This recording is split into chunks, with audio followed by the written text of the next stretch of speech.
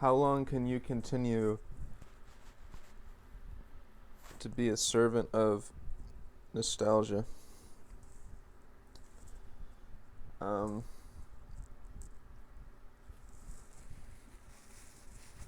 all pain is based on the reactive mind. The reactive mind is a trick. Every time you get to a point where you're going to move forward, it brings up something from the past that prevents you from changing. I think evolutionarily, this could be thought of as a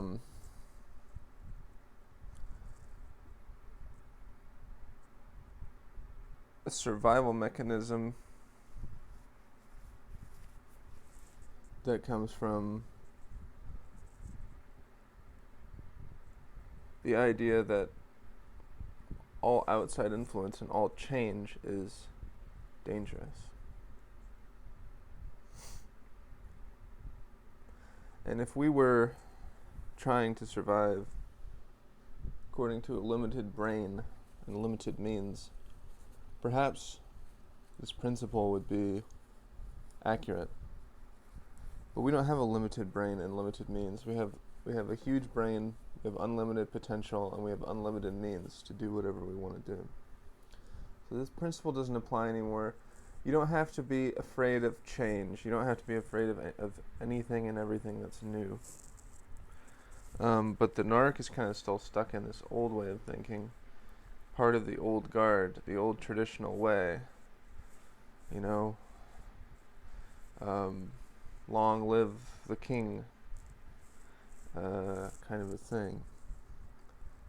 They're into new things, they're into new fads, but at the same time they're really interested in the past. They don't want to think about the future. They almost are intellectually lazy and emotionally lazy. That's almost like why they like fads, is because it's like, oh, here's somebody that's going to do the thinking for me. I don't have to think about what is good and bad. And the fad is always something that, you know, relates to commerce and consumption anyway. It has no real value, so it sort of has that superficiality to it that the Narc likes. Narc likes superficial things, fake things, untrue things, anything that's false, anything that's not real. They prefer that because they have an idealization or romanticization relationship with the world and with themselves. How long can you continue to be a slave to what has already taken place in the past, either through nostalgia or through regret? How long are you willing to do that?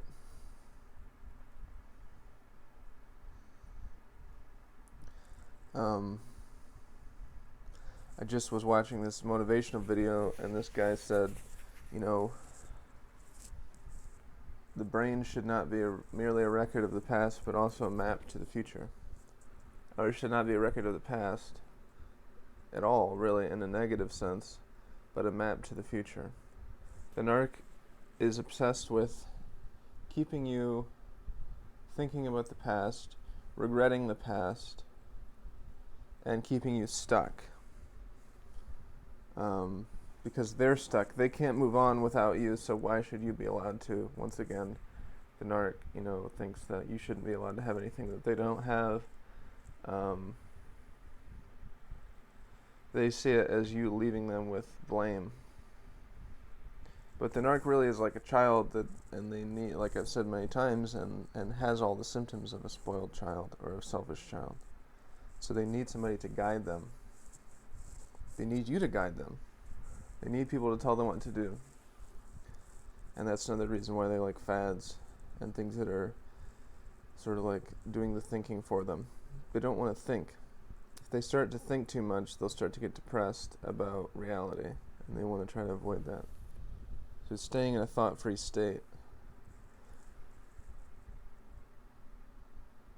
but doing so by hijacking other people's brains, not by dealing with their own thoughts.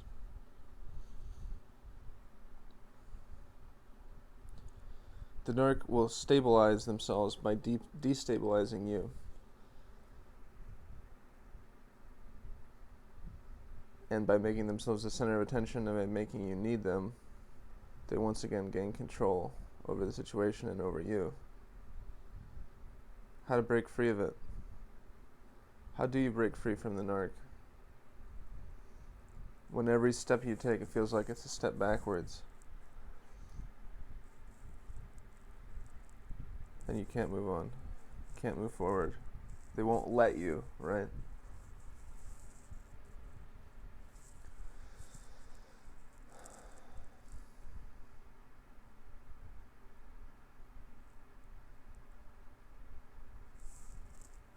It's your relationship to time. You have to start projecting and thinking about the future more than you think about the past.